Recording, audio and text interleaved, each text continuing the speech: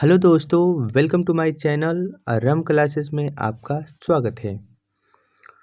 तो आज का टॉपिक है संविधान के महत्वपूर्ण अनुच्छेद। तो संविधान के महत्वपूर्ण अनुच्छेद के बारे में हम लोग जानेंगे। ज़्यादातर लोग इधर उधर से पढ़ाई कर लेते हैं, इसका बीच बीच में से अनुच्छेद पढ़ लेते हैं। हम आज सिस्टमेटिक से सारे महत्वपूर्ण अनुच्छेद के बारे में बताएंगे। तो आप इस वीडियो को अंत तक देखिए, आपको बहुत सारी जानकारियाँ मिल जाएगी।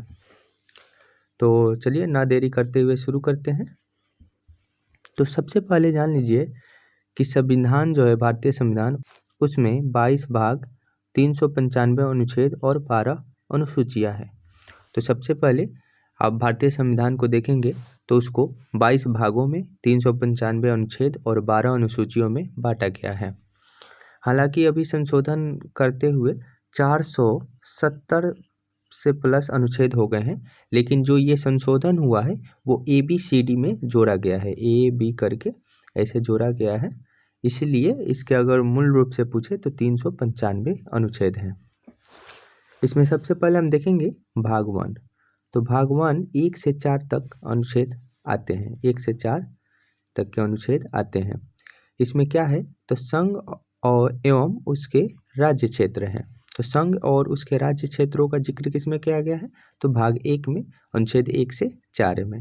तो आपको मालूम होगा सबसे कोई शुरुआत होती है तो उसकी परिभाषा होती है, अर्थात हमारा जब भारतीय संविधान है तो भारत के बारे में, अर्थात संघ और उसके राज्य के बारे में बताता है। इसमें अनुच्छेद 1 जो है उसमें भारत राज्यों का संघ है। ऐसा कहा गया है कि भारत जो है वो राज्यों का संघ है। किस अनुच्छेद में, तो अनुच्छेद 1 में। वहीं अनुच्छेद 2 में नए राज्यों का प्रवेश है। तो जो भी बाहरी देशों से या बाहरी सीमा से जो भी राज्यों का प्रवेश होता है वो अनुच्छेद 2 के तहत होता है। वहीं अनुच्छेद 3 जो है राज्यों के क्षेत्र सीमाओं और नामों में परिवर्तन। तो राज्यों के क्षेत्र सीमाओं और नामों में जो परिवर्तन होता है वो हमारा अनुच्छेद 3 के तहत होता है। और इसको करता कौन है, तो इसको करने का जो है वो संसद को अधिकार है। तो ऐसा करने को संसद को अधिकार है। तो ये रहा हमारा भाग 1, जिसमें 1 से लेकर 4 तक अनुच्छेद हैं। वहीं भाग 2 क्या बोलता है, तो उसमें नागरिकता। तो भाग 2 जो है वो 5 से 11 तक की नागरिकता है। इसको ट्रिक से आप याद रख सकते हैं, जैसे नागपंचमी। तो नाग से आ गया नागरिकता, और पंचमी से तो 5 से शुरू है, अर्थात अनुच्छेद 5 से शुरू है नागरिकता, और कब तक, 11 अनुच्छेद तक। तो इसमें नागरिकता के बारे में बताई गई है। वहीं भाग 3 जो है, भाग 3, उसमें 12 से लेकर 35 तक के जो अनुच्छेद है वो मौलिक अधिकार हैं हमारे। और मौलिक अधिकार कितने होते हैं, तो वो 6 होते हैं। आपको मालूम होगा कि मौलिक अधिकार की संख्या कितनी है, तो 6 है।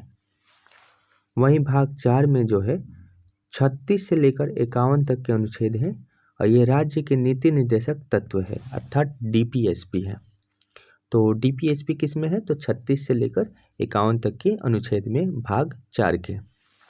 इसके बाद आता है भाग 4 के A, अर्थात 51 के 1 अनुच्छेद में मौलिक कर्तव्य है।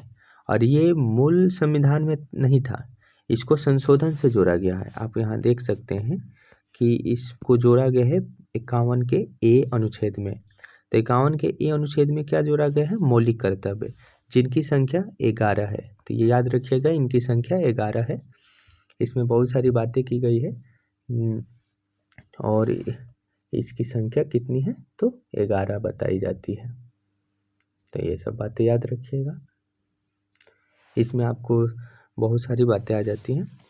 वहीं अगर एक चीज़ देखें तो ये मौलिक कर्तव्य जो है, मौलिक कर्तव्य 51 है, ये कैसे जोड़ा गया था, तो नोट में हम डाल दिए, यहाँ पर देख लीजिए।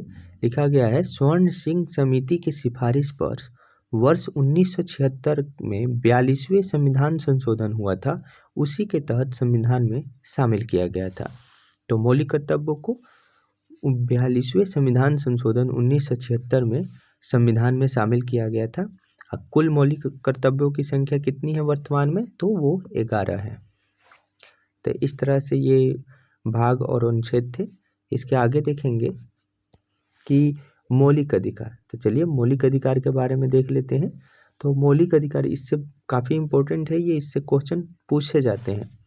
जैसे इसमें पहला आता है समानता का अधिकार, जो 14 से 18 तक आर्टिकल में है। वही स्वतंत्रता का अधिकार, यह 19 से 22 अनुच्छेद तक। शोषण के विरुद्ध अधिकार 23 और 24।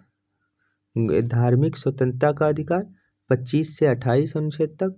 और संस्कृत और शिक्षा संबंधित अधिकार जो है वो अनुच्छेद 29 से अनुच्छेद 30 तक है।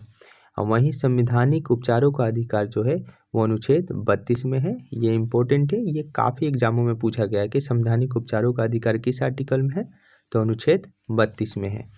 और इसी को भीमराव अंबेडकर जो है, संविधान सभा के निर्माता भीमराव अंबेडकर ने अनुच्छेद 32 को ही संविधान का आत्मा कहा है, आत्मा एवं हृदय। तो ये भी क्वेश्चन पूछता है कि भारतीय संविधान में किस अनुच्छेद को भीमराव अंबेडकर ने आत्मा कहा है, तो वो अनुच्छेद 32 को, क्योंकि इसमें संवैधानिक उपचारों का अधिकार है। और इसी के थ्रू जो सुप्रीम कोर्ट है वो रिट जारी करती है। और रिट कुल 5 प्रकार के होते हैं। यहीं इसमें एक और था संपत्ति का अधिकार। ये भी जो मूल संविधान था उसमें ये मौलिक अधिकार में आता था, जबकि इसको 44वें संविधान संशोधन अधिनियम 1978 के द्वारा हटा दिया गया। इसका क्या था, तो अनुच्छेद 31 में था, तो ये हटा दिया गया है। अभी ये 300 के ए में चला गया है। 300 के ए में कानूनी अधिकार बना दिया गया है संपत्ति के अधिकार को। तो ये बातें याद रखिएगा। यहीं इसमें आगे देखते हैं, तो इसमें भाग 5 में आता है 52 से लेकर 151 के बीच वाले जो भी अनुच्छेद हैं वो सभी भाग 5 में आते हैं। और इसमें मेन है तो राष्ट्रपति, तो इसको याद करेंगे। जैसे आपका अनुच्छेद 52 में क्या है, राष्ट्रपति का पद है। अनुच्छेद 53 में शक्ति और उनके कार्य। अनुच्छेद 54 में निर्वाचन। तो इसको याद करने का एक बेस्ट ट्रिक है। वहीं राज्यपाल का जो है भाग 6 में है, जो 152 से 237 तक के बीच के अनुच्छेद हैं। इसी में राज्यपाल हैं, तो इनका जो अनुच्छेद है 153 राज्यपाल का पद, अनुच्छेद 154 शक्ति और कार्य, और अनुच्छेद 155 में निर्वाचन। तो ये दोनों सेम है।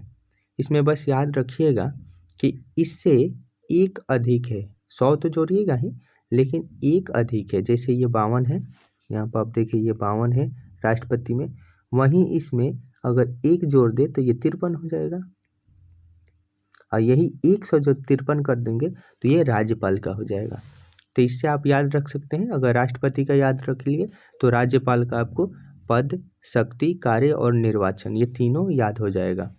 तो राष्ट्रपति का जो पद है वो अनुच्छेद 52 में, जबकि राज्यपाल अनुच्छेद 153। वहीं अनुच्छेद 53 में शक्ति और कार्य, जबकि अनुच्छेद 154 में शक्ति और कार्य राज्यपाल का। वहीं 154 में निर्वाचन है और 155 में राज्यपाल का निर्वाचन। राष्ट्रपति से रिलेटेड और भी कुछ महत्वपूर्ण अनुच्छेद है, जैसे अनुच्छेद 61। इसमें राष्ट्रपति पर महाभियोग लगाया जाता है। कौन से अनुच्छेद के तहत, तो अनुच्छेद 61 के तहत।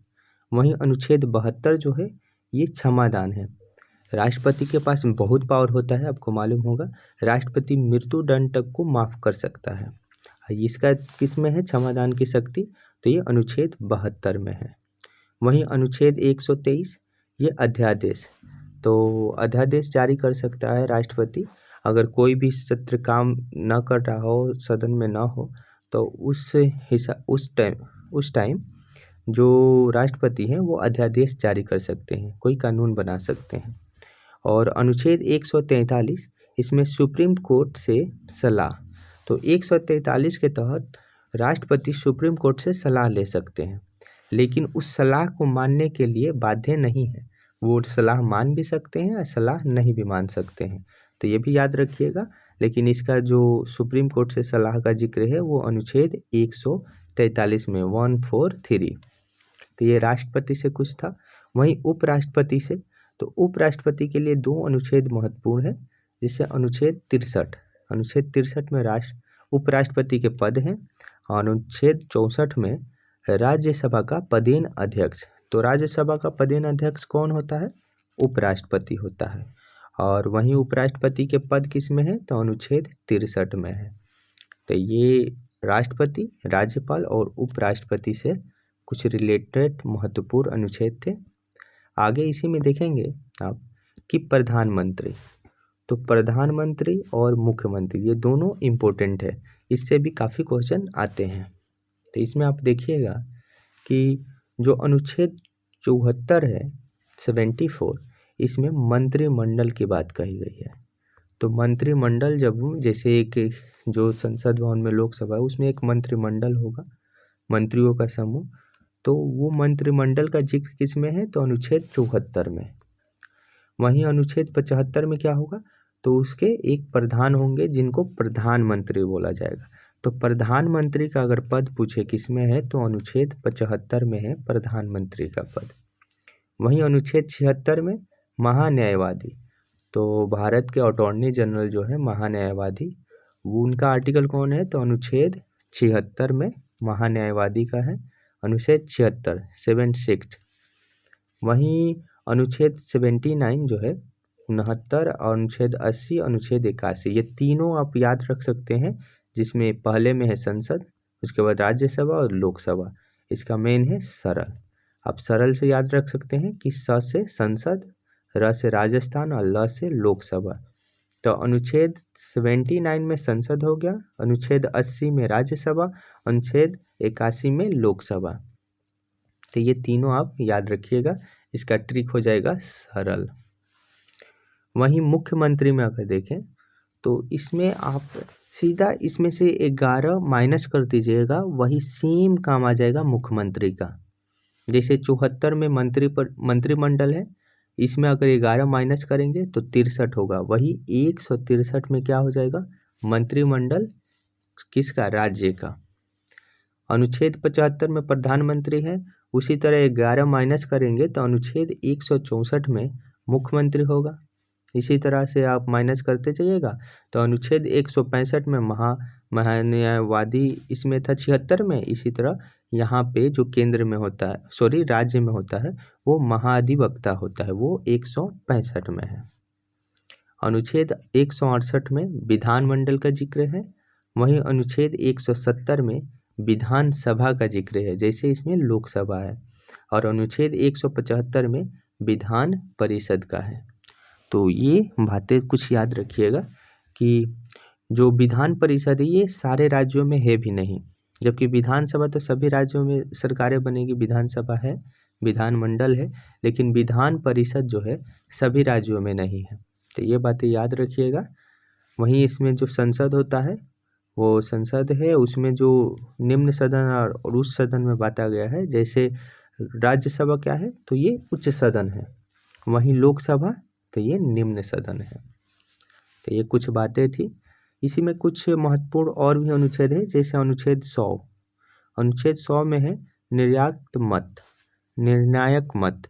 तो जो निर्णायक मत दिया जाता है, जैसे संसद में जो भी मतें होती है, उसमें जो भी बहस होती है, उस पर जो मतगणना किया जाता है, तो उसमें निर्णायक जो मत देते हैं उसके अध्यक्ष, उन्हीं का जिक्र है अनुच्छेद 100 में। वहीं अनुच्छेद 108 में संयुक्त अधिवेशन का है, जब राष्ट्रपति संयुक्त अधिवेशन बुलाते हैं, अर्थात लोकसभा राज्यसभा को एक जगह बुलाते हैं संयुक्त रूप से, तो उसी को बोला जाता है संयुक्त अधिवेशन। इसका अधिकार है राष्ट्रपति को। तो ये है अनुच्छेद 108 में। वहीं अनुच्छेद 110 में धन विधेयक है, धन विधेयक का जिक्र किस में है, तो 110 में।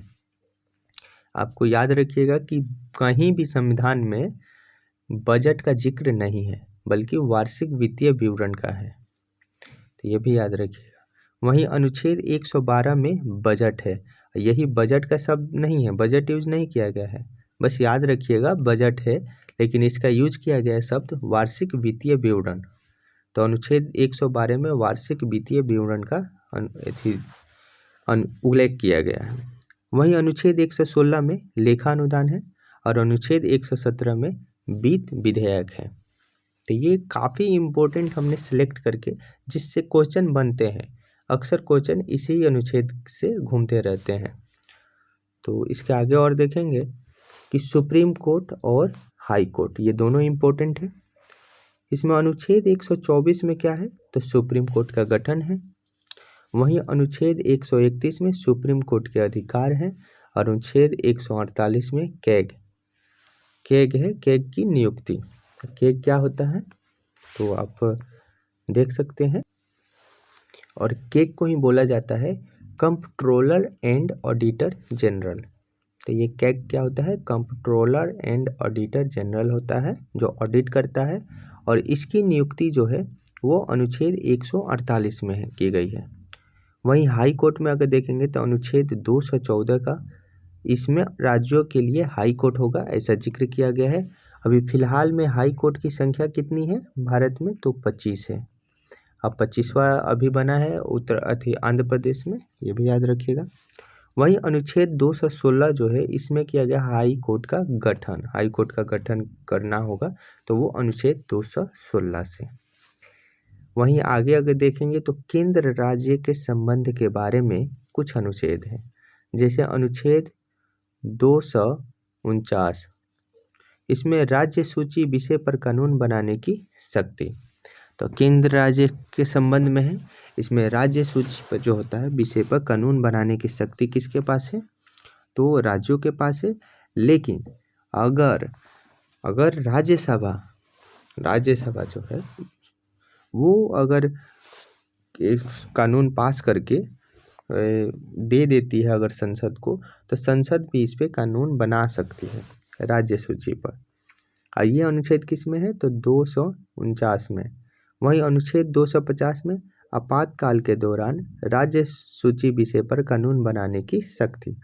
तो 250 में अगर आपातकाल जब चल रहा हो उस समय राज्य सूची के विषय पर राज्यों के लिए कानून बना सकती है संसद, तो ये भी याद रखिएगा। अनुच्छेद 262 जो है वो नदी जल विवाद के लिए है।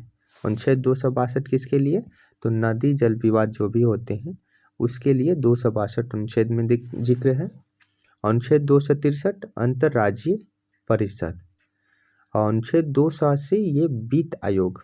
तो वित्त आयोग के बारे में राज्यों के संबंध में वित्त आयोग का गठन किस में है, तो अनुच्छेद 280 में।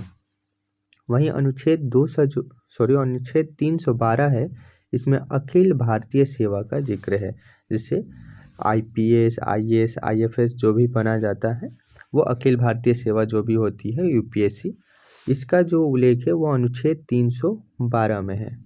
वहीं अनुच्छेद 315 में संघ एवं राज्यों के लिए लोक सेवा आयोग, जैसे PCS जो भी होता है हर अलग अलग स्टेट के लिए, उसका किस में है जिक्र, तो अनुच्छेद 315 में। और जबकि UPSC का तो 312 में, अनुच्छेद 312। तो ये सारी बातें आप याद रखिएगा, यहीं से क्वेश्चन मैक्सिमम बनते हैं। वहीं इसमें आगे अगर देखेंगे तो इसके बाद आता है निर्वाचन आयोग, जो काफ़ी इम्पोर्टेंट है। और निर्वाचन आयोग का जो अनुच्छेद है वो अनुच्छेद 324 है, जिसमें निर्वाचन आयोग का जिक्र किया गया है, और इसमें निर्वाचन आयोग हो जाएगा। तो इसका अनुच्छेद क्या हो जाए, 324। वहीं आगे देखेंगे आप कि राज्यभाषा, तो राज्यभाषा भी इसमें आता है, जैसे अनुच्छेद 343 में हिंदी लिपि या देवनागरी का जिक्र है, जो भारत का राज्य भाषा है, न कि राष्ट्रभाषा नहीं। आप लोग ये गलती कर देते हैं, राष्ट्रभाषा नहीं बल्कि राज्य भाषा बोला जाता है। और ये अनुच्छेद किस में है, तो 343 में, जिसमें हिंदी और लिपि में देवनागरी लिखा गया है। तो इसका जिक्र है 343, तो ये याद रखिएगा। वहीं आगे आप देखिएगा आपातकाल, आपातकाल से भी काफ़ी इम्पोर्टेंट है, इससे क्वेश्चन बनते हैं। जैसे अनुच्छेद 352 में राष्ट्रीय आपातकाल है, अनुच्छेद 356 में राष्ट्रपति शासन है, अनुच्छेद 360 में वित्तीय आपातकाल है। तो ये 3 तरह के आपातकाल हैं, अर्थात इमरजेंसी। इसी समय राष्ट्रपति ये तीनों आपातकाल की घोषणा करते हैं, कभी भी कर सकते हैं, जिसमें 352 के तहत राष्ट्रीय आपातकाल की घोषणा करते हैं, 356 के तहत राष्ट्रपति शासन लागू होता है अलग अलग स्टेट में, आप जानते हैं सबसे मैक्सिमम बार पंजाब में लगा हुआ है, और अनुच्छेद 360 में वित्तीय आपातकाल होता है। तो ये आपातकाल है। वहीं संविधान संशोधन, जिससे संविधान संशोधन किया जाता है, और कम से कम 100 प्लस संविधान संशोधन हो चुके हैं। और ये जो संशोधन किया जाता है वो अनुच्छेद 368 के तहत संविधान संशोधन किया जाता है। ये काफ़ी एग्जामों में पूछा भी गया है। तो संविधान में जो संशोधन किया जाता है किस अनुच्छेद से? 368 अनुच्छेद से। तो ये बातें याद रखिएगा। और इसी में कुछ अन्य महत्वपूर्ण बातें भी है, आप चलते चलते देख लीजिए, क्योंकि अभी हमारे पास बचा हुआ है 2-4 मिनट, 25 मिनट का ये क्लास होगा। जिसमें अनुच्छेद 17, तो अनुच्छेद 17 में क्या है? अस्पृश्यता का अंत है, मतलब छुआछूत का जो अंत है वो बताया गया है। इसका जिक्र है अनुच्छेद 17 में। अनुच्छेद 17 किस में आता है? मौलिक अधिकार। तो हमारा मौलिक अधिकार है जिसमें अस्पृश्यता का अंत किया गया है अनुच्छेद 17 के तहत, अर्थात छुआछूत को मिटाया गया है। वही अनुच्छेद 29 जो 29 है, इसमें अल्पसंख्यक हितों के संरक्षण के बारे में बात किया गया है। जो अल्पसंख्यक है उनके हित में संरक्षण दिया जाएगा, इसका बात जो किया गया है अनुच्छेद 29 में। वहीं अनुच्छेद 40 में जो एक DPSP में आता है, इसमें पंचायती राज का गठन है। जैसे पंचायत का जो पंचायत राज प्रणाली है वो कहाँ है, किस में है? तो अनुच्छेद 40 में है। तो ये भी काफ़ी बार क्वेश्चन पूछा हुआ है, इसको स्टार मार्क कर लीजिए। ये काफ़ी बार क्वेश्चन पूछा हुआ है। अनुच्छेद 40 में पंचायतों का गठन है, अर्थात पंचायत के बारे में जिक्र किस में है? तो अनुच्छेद 40। अनुच्छेद 32 में हो जाएगा संवैधानिक उपचारों का अधिकार, अर्थात heart and soul of the Indian constitution. तो संवैधानिक उपचारों का अधिकार किस में है? अनुच्छेद 32 में। और भीमराव अंबेडकर ने ही इसको बोला था, ये heart of soul of Indian constitution, मतलब संविधान की ये आत्मा है। वहीं अनुच्छेद 40 में क्या है? तो ग्राम पंचायतों का, ये रिपीट हो गया, ग्राम पंचायतों का गठन ही है। अनुच्छेद 44 में समान नागरिक संहिता। तो समान नागरिक संहिता किस में है? तो अनुच्छेद 44 में। आपको मालूम है कि आज़ादी के टाइम, आज़ादी से पहले भी समान नागरिक संहिता गोवा में लागू थी। गोवा ही एकमात्र राज्य था जिसमें समान नागरिक संहिता लागू थी। लेकिन अभी फिलहाल में उत्तराखंड में भी समान नागरिक संहिता लागू हो गई है। तो इसलिए अब 2 राज्य हो गए हैं जहाँ पे अनुच्छेद 44 लागू है, समान नागरिक संहिता। तो ये कुछ महत्वपूर्ण अनुच्छेद थे जिससे क्वेश्चन काफ़ी बनते हैं, ये इसी से मैक्सिमम बनते हैं क्वेश्चन, तो आप इसको याद रखिएगा। और इसमें चलते चलते आपको कुछ और बातें बता दें कि जैसे जो संविधान सभा के कुल 11 सत्र हुए थे, जिसमें जब संविधान सभा बनाया गया उसमें कुल 11 सत्र हुए, और इसके जो अध्यक्ष थे संविधान सभा के वो थे BR अम्बेडकर। तो अम्बेडकर के नेतृत्व में बना है, तो आप ये भी याद रखिएगा। और संविधान बनने में कितना टाइम लगा था? तो 2 वर्ष 11 महीने और 18 दिन। तो ये संविधान बनने में इतने टाइम लगे थे। और संविधान सभा को लागू कब किया गया था? तो आंशिक रूप से 26 नवंबर 1939 को लागू हो गया, लेकिन पूरी तरह 26 जनवरी 1950 को, जिस दिन हम लोग गणतंत्र दिवस मनाते हैं, उस दिन लागू हुआ था। तो ये हमारा टॉपिक था। आई होप आपको सारा चीज़ समझ आया होगा। आप इसको एक बार और देख लीजिएगा, आपको सारा डाउट क्लियर हो जाएगा, आपके एक भी क्वेश्चन नहीं छूटेंगे। आई होप आपको ये वीडियो अच्छा लगा होगा। तो आप इस चैनल पर अगर पहली बार आए होंगे तो सब्सक्राइब कर लीजिएगा, ऐसे ही वीडियो आते रहेंगे। और वीडियो अच्छा लगा तो लाइक कीजिएगा। चलिए मिलते हैं अगले वीडियो में। जय हिंद।